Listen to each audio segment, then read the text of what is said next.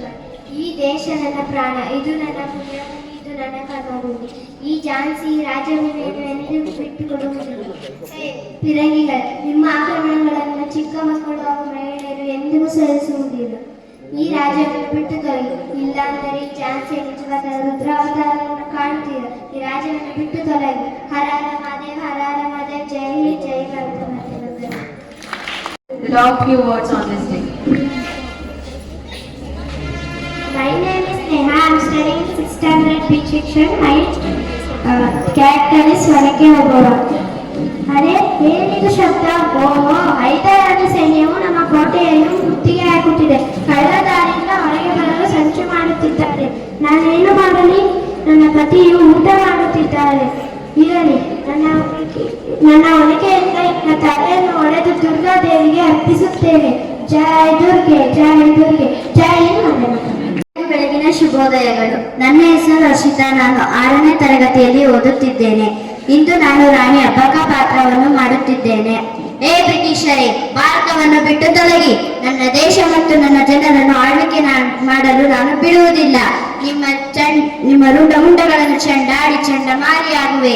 ಆ ಭಾರತ ಮಾತೆಗೆ ನಿಮ್ಮ ರಕ್ತದಲ್ಲೇ ಅಭಿಷೇಕವನ್ನು ಮಾಡಿಸುವೆ. ನಾನೇನು ರಣಹೇಡಿಯಲ್ಲ, ನಾನು ರಾಣಿ ಅಬ್ಬಕ್ಕ ದೇವಿ. ಜೈ ಭಾರತ ಮಾತೆ. ಧನ್ಯವಾದ. Miss Kushal. I am studying in 6th standard. ನಾವು ಒಮ್ಮೆ ಕೆಲಸ ಮಾಡಲು ಆರಂಭಿಸಿದಾಗ ಸೋಲು ಗೆಲುವಿನ ಬಗ್ಗೆ ಚಿಂತಿಸಬೇಡಿ. ನ್ಯಾಯ ನಿಷ್ಠೆಯಿಂದ ಕೆಲಸ ಮಾಡಿ. ಗೆಲುವಿನಿಗಿಂತ ಕೆಲಸ ಮಾಡಿದ ತೃಪ್ತಿ ಮುಖ್ಯವಾಗುತ್ತದೆ.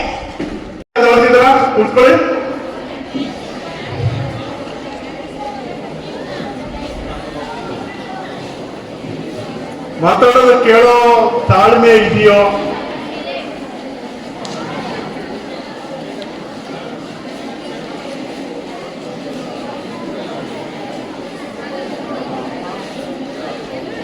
ಆ ವೇದಿಕೆಯಲ್ಲಿ ಆಸೀನರಾಗಿರ್ತಕ್ಕಂಥ ಎಲ್ಲ ಗಣ್ಯರಿಗೂ ಹಾಗೂ ಎಲ್ಲ ವಿದ್ಯಾರ್ಥಿಗಳಿಗೂ ಸ್ವಾತಂತ್ರ್ಯ ದಿನಾಚರಣೆಯ ಶುಭಾಶಯಗಳು. ಈ ದಿನ ನಾವು ಸ್ವಾತಂತ್ರ್ಯ ದಿನಾಚರಣೆಯನ್ನ ದೇಶಾದ್ಯಂತ ಆಚರಣೆಯನ್ನ ಮಾಡ್ತಾ ಇದ್ದೀವಿ. ಅಂದ್ರೆ ಭಾರತ ಸ್ವತಂತ್ರವನ್ನ ಪಡೆದು ನಾವು ಸ್ವತಂತ್ರವನ್ನ ಪಡ್ಕೊಂಡು ಭಾರತೀಯರು ಅಂತಕ್ಕಂಥ. ಯಾವಾಗ ನಾವು ಸ್ವಾತಂತ್ರ್ಯವನ್ನ ಪಡೆದು ಸ್ವಾತಂತ್ರ್ಯ ಯಾವಾಗ ದೊರಕ್ತು ಭಾರತೀಯರಿಗೆ ಅಂತಕ್ಕಂಥದ್ದು? ಯಾವಾಗ ಸ್ವಾತಂತ್ರ್ಯ ಯಾವಾಗ ದೊರಕ್ತು? 1947 ಆಗಸ್ಟ್ 15ರಂದು ಭಾರತೀಯರಿಗೆ ಸ್ವಾತಂತ್ರ್ಯವನ್ನ ಪಡ್ಕೊಂಡು ದೊರೀತು, ಕೊಟ್ಟರು. ಅಂದ್ರೆ ಅದಕ್ಕೆ ಮೊದಲು ಇರ್ಲಿಲ್ಲ ಅಂತ ಅರ್ಥ. ಅದಕ್ಕೆ ಮೊದಲು ಇತ್ತ?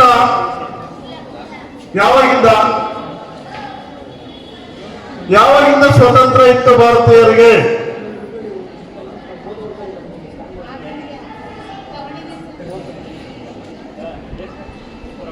ಅಂದ್ರೆ ಬ್ರಿಟಿಷರು 1600ರಲ್ಲಿ ಇಂಗ್ಲಿಷ್ ಈಸ್ಟ್ ಇಂಡಿಯಾ ಕಂಪನಿಯನ್ನ ಸ್ಥಾಪನೆಯನ್ನ ಮಾಡಿ ತಮ್ಮ ಆಳ್ವಿಕೆಯನ್ನ ಶುರು ಮಾಡ್ತಾರೆ. ಸುಮಾರು 3.5 ಶತಮಾನಗಳ ಕಾಲ ಇಲ್ಲಿ ಆಳ್ವಿಕೆಯನ್ನ ಮಾಡ್ತಾರೆ. ಆರಂಭದಲ್ಲಿ ವ್ಯಾಪಾರದ ದೃಷ್ಟಿಯಿಂದ ಬಂದ್ರು, ತಗಡಿ ವ್ಯಾಪಾರದ ಸಂಕೇತ. ನಂತರ ಆಡಳಿತವನ್ನು ಮಾಡಿದ್ರು, ಬ್ರಿಟಿಷ್ ಬಾವುಟವನ್ನ ಇಲ್ಲಿ ನೆಟ್ಟರು. ಹಾಗಾಗಿ 3 ಶತಮಾನಗಳ ಕಾಲ ಹೆಚ್ಚು ಕಡಿಮೆ ಭಾರತವನ್ನು ಮಾಡ್ತಾರೆ. 1947ರಲ್ಲಿ ಸ್ವಾತಂತ್ರ್ಯವನ್ನ ಕೊಡ್ತಾರೆ. ಇದಕ್ಕೆ ಮೂಲವನ್ನು ಹುಡುಕೋದಾದ್ರೆ ಬ್ರಿಟಿಷರೇ ಮಾಡಿದಂತಹ ಶಿಕ್ಷಣ. ಇವತ್ತು ನೀವು ಎಲ್ಲರೂ ಇರೋದು ಯಾವ ಆಧಾರದ ಮೇಲೆ ಅಂದ್ರೆ ಶಿಕ್ಷಣದ ಮೇಲೆ. ಅಂದ್ರೆ ಈ ಹಿಂದೆ ಶಿಕ್ಷಣ ಎಲ್ರಿಗೂ ದೊರೀತಾ ಇತ್ತೆ ಅಂತಕ್ಕಂಥದ್ದು. ಹಾಗಾಗಿ ಶಿಕ್ಷಣ ಕೆಲವರ ಪಾಲಾಗಿತ್ತು, ಸಾಮಾನ್ಯ ಜನರಿಗೆ ಶಿಕ್ಷಣ ಅಂತಕ್ಕಂಥದ್ದು ಇರಲಿಲ್ಲ, ಯಾವುದೇ ರೀತಿಯ ಅರಿವು ಅಂತಕ್ಕಂಥದ್ದು ಜನರಲ್ಲಿ ಇರಲಿಲ್ಲ. ಆದ್ರೆ ಶಿಕ್ಷಣ ಯಾವಾಗ ದೊರೆಯಿತು ಅಂತಕ್ಕಂಥದ್ದು, ಬ್ರಿಟಿಷರು ತಮ್ಮ ಆಳ್ವಿಕೆಯನ್ನು ಮಾಡ್ತಕ್ಕಂಥ ಸಂದರ್ಭದಲ್ಲಿ ಭಾರತೀಯ ಸಹಕಾರ ಬೇಕಾಗುತ್ತೆ ಆಡಳಿತವನ್ನು ನಡೆಸಬೇಕಾದ್ರೆ. ಹಾಗಾಗಿ ತಮ್ಮ ಆಡಳಿತದ ದೃಷ್ಟಿಯಿಂದ, ತಮ್ಮ ಸರ್ಕಾರಕ್ಕೆ ಸಹಾಯ ಆಗಲಿ ಅಂತಕ್ಕಂಥ ದೃಷ್ಟಿಯಿಂದ ಭಾರತೀಯರಿಗೆ ಶಿಕ್ಷಣವನ್ನ ನೀಡ್ತಾರೆ. ಶಿಕ್ಷಣವನ್ನ ನೀಡ್ತಕ್ಕಂಥ ಸಂದರ್ಭದಲ್ಲೂ ಸಹ ವಿವಾದ ಉಂಟಾಗುತ್ತೆ. ಭಾರತೀಯರಿಗೆ ಯಾವ ರೀತಿ ಶಿಕ್ಷಣವನ್ನ ನೀಡಬೇಕು ಅಂದ್ರೆ ದೇಶೀಯ ಶಿಕ್ಷಣವನ್ನ ನೀಡಬೇಕೆ ಅಥವಾ ಪಾಶ್ಚಿಮಾತ್ಯ ಶಿಕ್ಷಣವನ್ನ ನೀಡಬೇಕೆ ಅಂತಕ್ಕಂಥದ್ದು ಉದ್ಭವ ಆಗುತ್ತೆ. ನಮ್ಮಲ್ಲಿದ್ದಂತಹ ಕೆಲವು ಸಾಂಪ್ರದಾಯಿಕವಾದಿಗಳು ಭಾರತದ ಜನರಿಗೆ ದೇಶೀಯ ಶಿಕ್ಷಣವನ್ನ ನೀಡಿ ಅಂತಕ್ಕಂಥ ಬೇಡಿಕೆಯನ್ನ ನೀಡ್ತಾರೆ. ಆದರೆ ದೇಶೀಯ ಶಿಕ್ಷಣವನ್ನ ನೀಡಿರ್ತಕ್ಕಂಥ ಸಂದರ್ಭದಲ್ಲಿ ಉಪನಿಷತ್ತುಗಳು ಇವುಗಳನ್ನ ಅಭ್ಯಾಸವನ್ನ ಮಾಡುತ್ತೆ. ಅವುಗಳಿಂದ ಬ್ರಿಟಿಷರಿಗೆ ಯಾವುದೇ ರೀತಿ ಪ್ರಯೋಜನ ಅಂತಕ್ಕಂಥದ್ದು ಆಡಳಿತದಲ್ಲಿ ಆಗೋದಿಲ್ಲ. ಹಾಗಾಗಿ ತಮ್ಮ ಆಡಳಿತದ ಉದ್ದೇಶದಿಂದ ಪಾಶ್ಚಿಮಾತ್ಯ ಶಿಕ್ಷಣವನ್ನ ಜಾರಿಗೆ ತರ್ತಾರೆ. ಸರ್ವರಿಗೂ ಶಿಕ್ಷಣವನ್ನ ದೊರೆಯುವಂತೆ ಮಾಡುವಂತಹ ಉದ್ದೇಶದಿಂದ ಪಾಶ್ಚಿಮಾತ್ಯ ಶಿಕ್ಷಣವನ್ನ ಜಾರಿಗೆ ಬರ್ತಾರೆ. ಹಾಗಾಗಿ ಯಾವಾಗ ಪಾಶ್ಚಿಮಾತ್ಯ ಶಿಕ್ಷಣವನ್ನ ಕೊಡ್ತಾರೋ ಬ್ರಿಟಿಷರು ತಮ್ಮ ಆಡಳಿತದಲ್ಲಿ ಅನುಕೂಲ ಆಗಿರ್ತಕ್ಕಂಥ ಉದ್ದೇಶದಿಂದ ಪಾಶ್ಚಿಮಾತ್ಯ ಶಿಕ್ಷಣವನ್ನ ಪಡೆದಂತಹ ಭಾರತೀಯರು ಪ್ರಜ್ಞಾವಂತರಾಗ್ತಾರೆ. ಹಾಗಾಗಿ ಪ್ರಜ್ಞಾವಂತರಾದಂತಹ ಸಂದರ್ಭದಲ್ಲಿ ಆಲೋಚನೆಗಳನ್ನ ಮಾಡೋದಕ್ಕೆ ಶುರು ಮಾಡ್ತಾರೆ. ಆದರೆ ದೇಶೀಯ ಶಿಕ್ಷಣದಲ್ಲಿ ಇಂಥ ಆಲೋಚನೆಗೆ ಅವಕಾಶ ಅಂತಕ್ಕಂಥದ್ದು ಇರೋದಿಲ್ಲ. ಹಿಂದೆ ದೇಶೀಯ ಶಿಕ್ಷಣವನ್ನ ನೀಡ್ತಿದ್ರು ಬ್ರಿಟಿಷರು ಮುಂದೆ.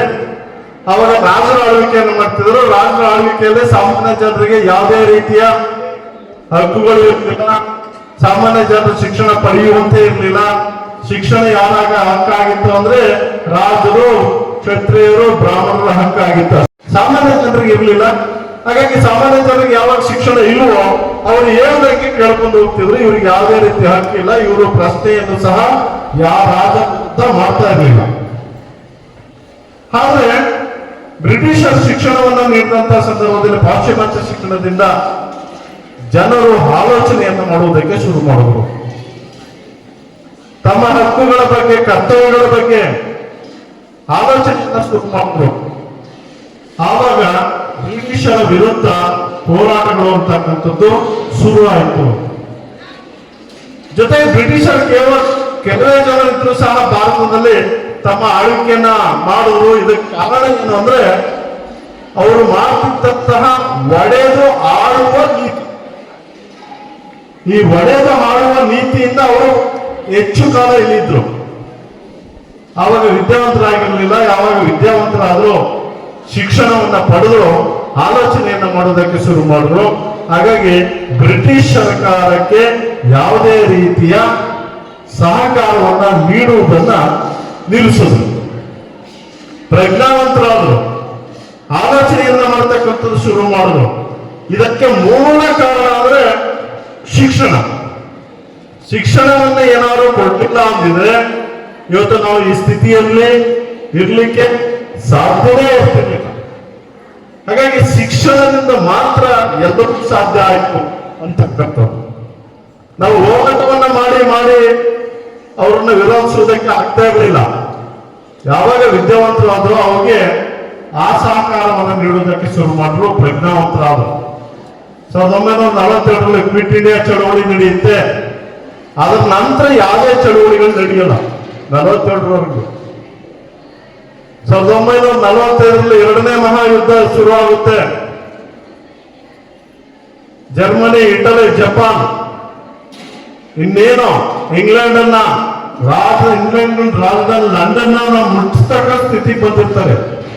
ಹಾಗಾಗಿ ಬ್ರಿಟಿಷರಿಗೆ ಬೇರೆ ರಾಷ್ಟ್ರಗಳನ್ನ ಆಳ್ವಿಕೆಯನ್ನ ಮಾಡುವುದ್ರ ಬದಲು ತಮ್ಮ ರಾಷ್ಟ್ರವನ್ನು ಉಳಿಸ್ಕೊಳ್ಳೋದು ಬಹಳ ಕಷ್ಟ ಆಗೋಗ್ಬಿಡ್ತದೆ. ಅಂತ ಸಂದರ್ಭದಲ್ಲಿ ಭಾರತೀಯರ ಸಹಕಾರವನ್ನ ಕೇಳ್ತಾರೆ. ಹಾಗಾಗಿ ಸಹಕಾರವನ್ನ ಕೊಡ್ತಕ್ಕಂಥ ಕೋರ್ತಾರೆ. ಹಾಗಾಗಿ ಎರಡನೇ ಮಹಾಯುದ್ಧ ಆಗುತ್ತೆ, ಅದು ಮುಕ್ತಾಯ ಆಗುತ್ತೆ. ಆದ್ರೆ ಭಾರತೀಯರಿಗೆ ಸ್ವಾತಂತ್ರ್ಯವನ್ನ ಕೊಡೋಕೆ ರೆಡಿ ಇರ್ತಾರೆ, ಆದ್ರೆ ನಾವು ಪಡ್ಕೊಳ್ಳುವುದಕ್ಕೆ ನಮ್ಮಲ್ಲಿ ಶಕ್ತಿ ಇರಲ್ಲ, ಒಪ್ಪಂದ ಅಂತಕ್ಕಂಥದ್ದಿರಲ್ಲ, ಯಾವುದೂ ಸೃಷ್ಟಿ ಇರಲ್ಲ. ಇಲ್ಲೇ ಇಬ್ಬಾಗ ಆಗಿರುತ್ತೆ. ದೇಶ ಇರ್ತಕ್ಕಂಥ ಭಾರತ ಎರಡು ಭಾಗ, ಪಾಕಿಸ್ತಾನ ಮತ್ತು ಭಾರತ ಅಂತಕ್ಕಂಥದ್ದು ವಿಭಾಗವನ್ನ ಮಾಡಿ ಕೊಡ್ಲಿಕ್ಕೆ ರೆಡಿ ಇರ್ತದೆ. ಇಲ್ಲಿ ತಾವಕ್ಕೆ ಸಿದ್ಧ ಇರಲಿಲ್ಲ. ಕೊನೆಗೆ ಕಾರ್ಯಾಚರಣೆಗಳಾಗಿ ಭಾರತ ಸ್ವಾತಂತ್ರ್ಯವನ್ನ ಪಡ್ಕೊತ್ತೆ. 1947 ಆಗಸ್ಟ್ 15. ಸ್ವಾತಂತ್ರ್ಯವನ್ನ ಪಡೆದು ಸಹ ಅಂದು ನಾವು ಸರ್ವತಂತ್ರ ಸ್ವತಂತ್ರವನ್ನ ಪಡ್ಕೊಂಡಿರೋದಿಲ್ಲ. ನಮ್ದೇ ಆದಂತಹ ಆಳ್ವಿಕೆಯನ್ನ ಮಾಡುವುದಕ್ಕೆ ಯಾವುದೇ ರೀತಿ ಬದ್ಧತೆ ಅಂತಕ್ಕಂಥದ್ದು ಇರಲಿಲ್ಲ.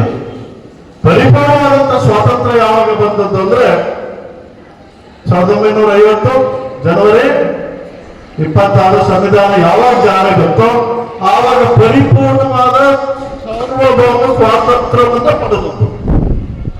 ಹಾಗಾಗಿ ಸ್ವಾತಂತ್ರ್ಯ ಬಂದರೂ ಸಹ ಲಾರ್ಡ್ ಮೌಂಟ್ ಬ್ಯಾಟನ್ ಅಧಿಕಾರದಲ್ಲೇ ಇರ್ತಾರೆ ಭಾರತದಲ್ಲಿ. ಹಾಗಾಗಿ ಪರಿಪೂರ್ಣವಾದಂತಹ ಸ್ವಾತಂತ್ರ್ಯವನ್ನು ನಾವು ಸಂವಿಧಾನವನ್ನ ಅರ್ಪಿಸಿಕೊಂಡು ನಾವು ಜಾರಿಗೆ ತಂದು ನಮ್ಮದೇ ಆದಂತಹ ಸ್ವತಂತ್ರ ಆಡಳಿತವನ್ನ ಮಾಡುವುದಕ್ಕೆ ಶುರುವಾಗಿದೆ. ಹಾಗಾಗಿ ನಾವು ಇಷ್ಟೆಲ್ಲ ಇದು ಮಾಡ್ಬೇಕಾದ್ರೆ ಏನೇ ಮಾಡ್ಬೇಕಾದ್ರೂ ಮೂಲ ಕಾರಣ ಅಂದ್ರೆ ಶಿಕ್ಷಣ. ಅದು ಪಾಶ್ಚಿಮಾತ್ಯ ಶಿಕ್ಷಣ. ಪಾಶ್ಚಿಮಾತ್ಯ ಶಿಕ್ಷಣವನ್ನು ಕೊಡದೆ ಹೋಗ್ಬಿಟ್ಟಿದ್ರೆ, ದೇಶೀಯ ಶಿಕ್ಷಣವನ್ನು ಕೊಟ್ಟಿದ್ರೆ, ನಾವು ಹಿಂದೆ ಬ್ರಿಟಿಷ್ ಆಗಮನಕ್ಕೂ ಏನ್ ರಾಜರಿದ್ರು ಅದೇ ರಾಜರು ಮುಂದುವರಿಯವರು. ಆ ರಾಜರ ಅಧೀನದಲ್ಲೇ ಎಲ್ಲರೂ ಸಹ ಕೆಲಸವನ್ನ ಮಾಡ್ಕೊಂಡು ಹೋಗ್ಬೇಕಾಗಿತ್ತು. ಯಾವ ರಾಜ ಪ್ರಭುತ್ವದಲ್ಲಿ ರಾಜನೇ ಪ್ರಭುತ್ವ ಇರ್ತಿತ್ತು, ಸಾಮಾನ್ಯ ಜನರಿಗೆ ಯಾವುದೇ ರೀತಿಯ ಸ್ವಾತಂತ್ರ್ಯ ಅಂತಕ್ಕಂಥದ್ದು ಇರಲಿಲ್ಲ. ಜೊತೆಗೆ ಬ್ರಿಟಿಷರು ಆಳ್ವಿಕೆಯನ್ನು ಮಾಡ್ತಕ್ಕಂಥ ಸಂದರ್ಭದಲ್ಲೂ ಸಹ ಅಲ್ಲಿ ರಾಜರು ಹೆಚ್ಚಾಗಿ ಅವ್ರಿಗೆ ಸಹಕಾರವನ್ನು ನೀಡುವ ವಿನಃ ಹೆಚ್ಚಾಗಿ ಜನರ ಪರವಾಗಿ ಯಾರು ಹೆಚ್ಚಿನ ರಾಜರು ಹೋರಾಟವನ್ನ ಮಾಡಲಿಲ್ಲ. ಉಳಿಸಿಕೊಳ್ಳೋದಕ್ಕೋಸ್ಕರ ಮಾಡಿದ್ರು ವಿನಃ ಭಾರತಕ್ಕೆ ಸ್ವತಂತ್ರ ಕೊಡಬೇಕು ಅಂತಕ್ಕಂಥ ಉದ್ದೇಶದಿಂದ ಯಾವ ರಾಜರು ಒಟ್ಟಾಗಿ ಸೇರಲಿಲ್ಲ.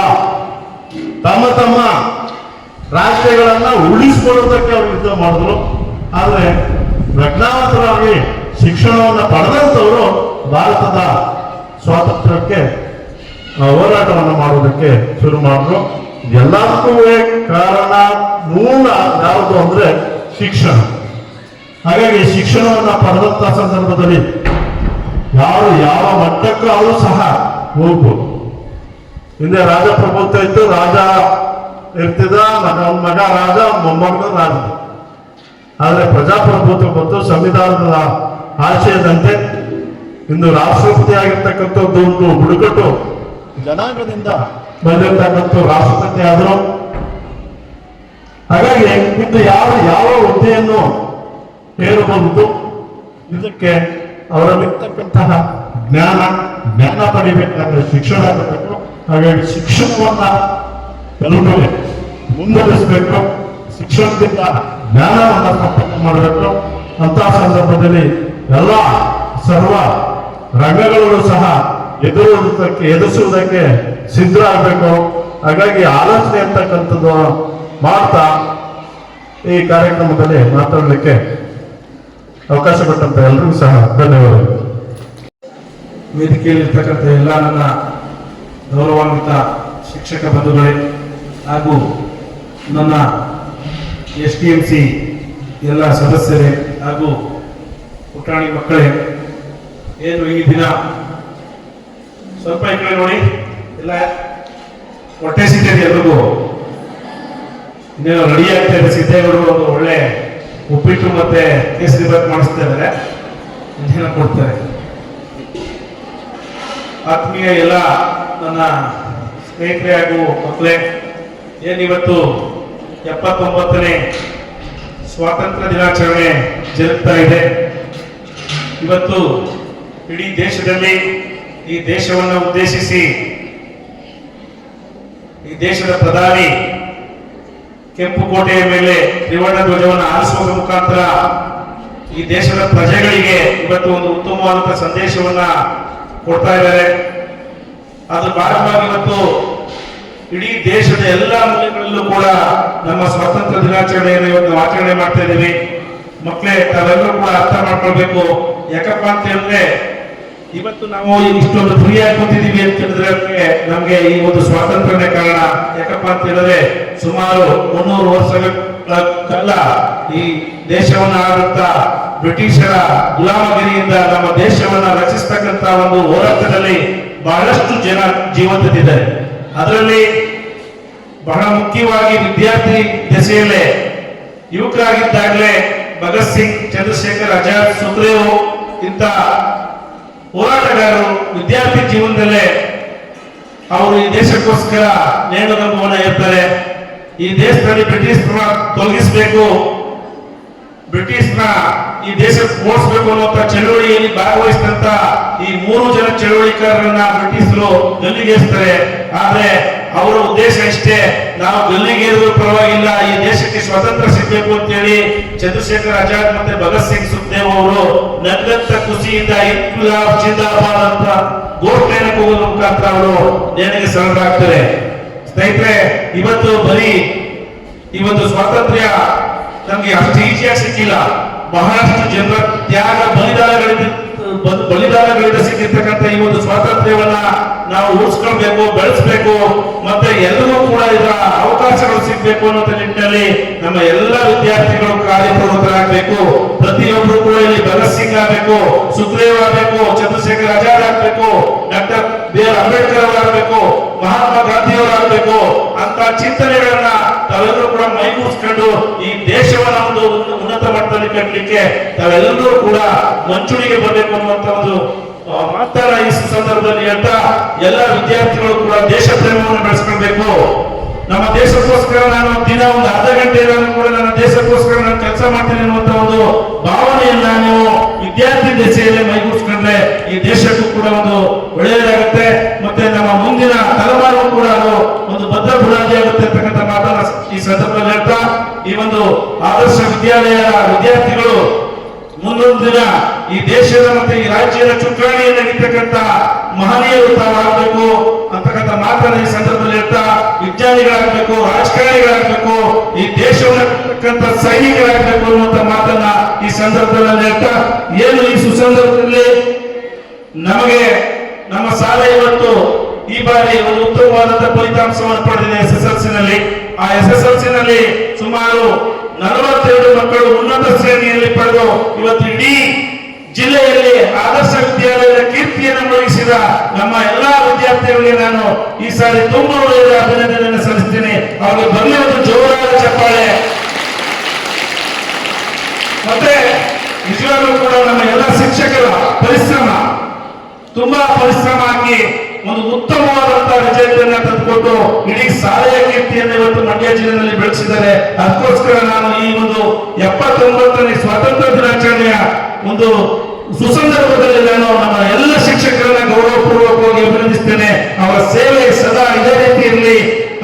ಇನ್ನೂ ಕೂಡ ಮುಂದಿನ ದಿನಗಳಲ್ಲಿ ಈ ಆದರ್ಶ ವಿದ್ಯಾಲಯ ಒಂದು ಉತ್ತಮವಾದಂತಹ ವಿದ್ಯಾಲಯ ಆಗಿ ಇಡೀ ಜಿಲ್ಲೆಯಲ್ಲಿ, ಇಡೀ ರಾಜ್ಯದಲ್ಲಿ ಹೊರಹೊಮ್ಮತಕ್ಕಂಥ ಆಶಯದ ನುಡಿಗಳನ್ನು ನುಡಿತಾ ಇವತ್ತು ಪದವಿ ಪೂರ್ವ ಕಾಲೇಜು ಕೂಡ ಆರಂಭ ಆಗಿದೆ. ಮತ್ತೆ ಉತ್ತಮವಾದಂತಹ ಇವತ್ತು ಉಪನ್ಯಾಸಕ ವರ್ಗ ಇವತ್ತು ನಮ್ಮ ಆದರ್ಶ ಶಾಲೆಯಲ್ಲಿದೆ.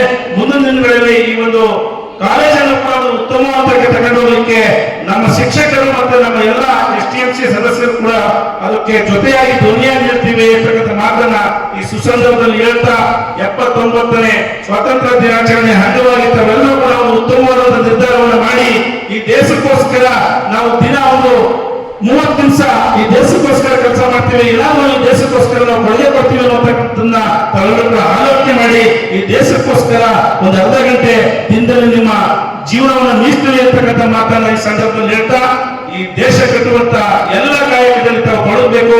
ಆದರ್ಶ ವಿದ್ಯಾಲಯದ ಮಕ್ಕಳು ಇಡೀ ಪ್ರಪಂಚದಾದ್ಯಂತ ಬೆಳಿಬೇಕು, ಎತ್ತರಕ್ಕೆ ಒಂದು ಶೈಕ್ಷಣಿಕ ಕ್ಷೇತ್ರದಲ್ಲಿ ಚಾಪನ್ನ ಮೂಡಿಸಬೇಕು ಅನ್ನುವಂತ ಮಾತನ್ನ ನಾನು ಹೇಳ್ತಾ ಈ ಒಂದು ಜವಾಬ್ದಾರಿಯುತವಾಗಿ ತುಂಬಾ ವಿಶೇಷವಾಗಿ ಇವತ್ತು ನಮ್ಮ STMC ಎಲ್ಲ ಸದಸ್ಯರು ಕೂಡ ನಮಗೆ ಜೊತೆಯಾಗಿ ಈ ಕಾರ್ಯಕ್ರಮವನ್ನ ಸರ್ವ ರೀತಿಯಲ್ಲಿ ಯಶಸ್ವಿ ಮಾಡಲಿಕ್ಕೆ ಪ್ರತ್ಯಕ್ಷವಾಗಿ ಪರೋಕ್ಷವಾಗಿ ಸಹಾಯ ಮಾಡಿದ್ದಾರೆ. ಜೊತೆಗೆ ನಮ್ಮ ಎಲ್ಲ ಶಿಕ್ಷಕರು ಮತ್ತು ಮಕ್ಕಳು ವಿಶೇಷವಾಗಿ ಈ ವರ್ಷ ಒಂದು ವಿಭಿನ್ನವಾಗಿ ಇವತ್ತು ಸ್ವಾತಂತ್ರ್ಯ ದಿನಾಚರಣೆಯನ್ನು ಆಚರಣೆ ಮಾಡಲಿಕ್ಕೆ ಬಹಳ ಅದ್ದೂರಿಯಾಗಿ ಕಾರ್ಯಕ್ರಮವನ್ನು ರೂಪಿಸಿರ್ತಕ್ಕಂಥ ಎಲ್ಲ ಶಿಕ್ಷಕರು ಮತ್ತು ನನ್ನ ಪುಟಾಣಿ ವಿದ್ಯಾರ್ಥಿಗಳಿಗೆ ನಾನು ಈ ಸಂದರ್ಭದಲ್ಲಿ ಅಭಿನಂದನೆಯನ್ನು ಸಲ್ಲಿಸ್ತಾ ಈ ಒಂದು ಶಾಲೆ ಇವತ್ತು ಒಂದು ಉತ್ತಮವಾದ ನಿಟ್ಟಿನಲ್ಲಿ ಸಾಗ್ತಾ ಇದೆ.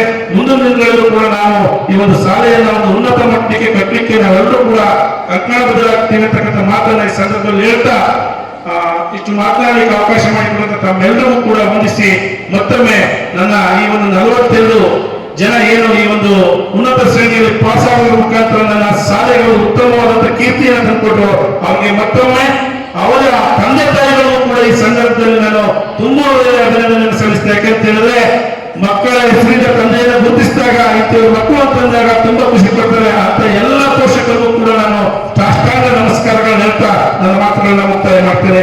ಇನ್ಕುಲಾಬ್ ಜಿಂದಾಬಾದ್, ಬೋಲೋ ಭಾರತ್ ಮಾತಾ ಕಿ, ಬೋಲೋ ಭಾರತ್ ಮಾತಾ ಕಿ, ಮಹಾತ್ಮ ಗಾಂಧಿ ಕಿ, ಸುಭಾಷ್ ಚಂದ್ರ ಬೋಸ್ की, भगत सिंह की, चंद्रशेखर आजाद की, डॉक्टर B.R.